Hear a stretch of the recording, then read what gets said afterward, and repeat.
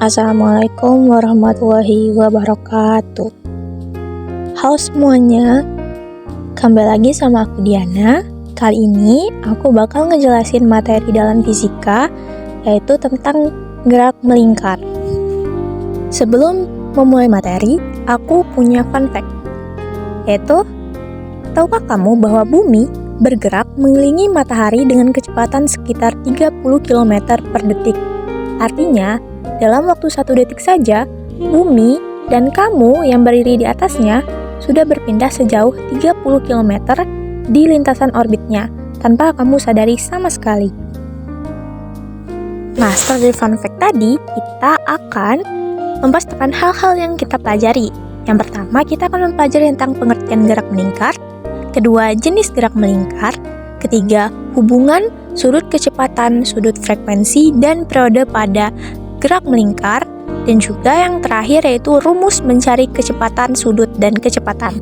Nah, pada akhir pembelajaran, kita akan mencoba mengerjakan contoh soalnya agar lebih paham dengan materi yang sudah kita pelajari.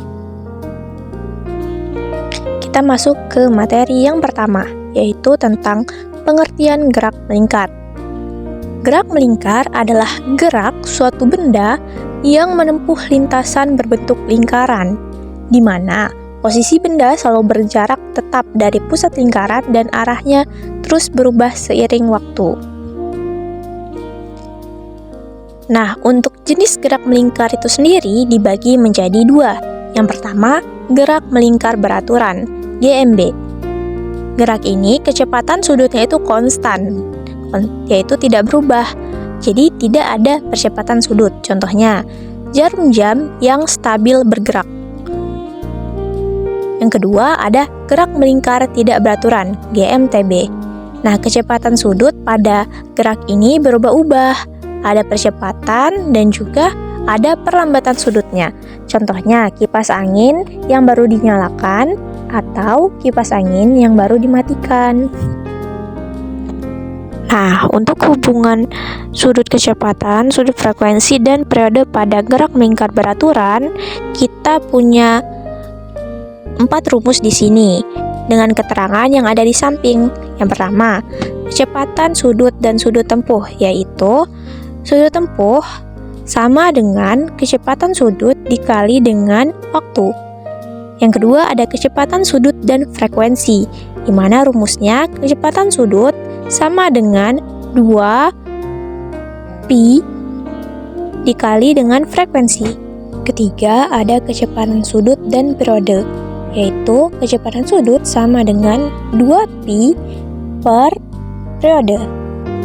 Yang keempat, ada frekuensi dan periode, di mana frekuensi sama dengan 1 per periode.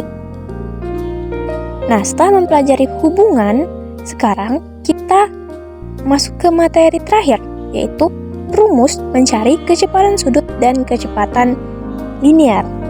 Nah, rumus kecepatan sudut yaitu kecepatan sudut sama dengan sudut tempuh dibagi dengan waktu. Rumus kecepatan linear yaitu kecepatan linear sama dengan jari-jari dikali kecepatan sudut. Nah, jika yang diketahui itu frekuensi atau periodenya, bisa menggunakan rumus ini. So, kecepatan sudut sama dengan 2pi dikali frekuensi sama dengan 2pi per periode. Agar kita lebih memahami materi yang telah disampaikan tentang gerak melingkar, sekarang kita akan mengerjakan contoh soal. Diberikan soal seperti berikut. Sebuah roda berputar dengan jari-jari 0,5 meter dan melakukan 3 putaran penuh setiap detik. Yang ditanya adalah kecepatan sudut roda dan kecepatan linear di tepi roda. Sebelumnya, telah diketahui jari-jari atau R sama dengan 0,5 meter. Frekuensi atau F sama dengan 3. W, yaitu kecepatan sudut, sama dengan 2pi dikali F, sesuai dengan rumusnya. Sedangkan kecepatan linear, rumusnya adalah V sama dengan R dikali dengan kecepatan sudut. Nah, karena kita sudah mengetahui sebelumnya hubungan dan kita juga sudah menemukan rumusnya, langsung saja kita cari. Yang pertama ada kecepatan sudut.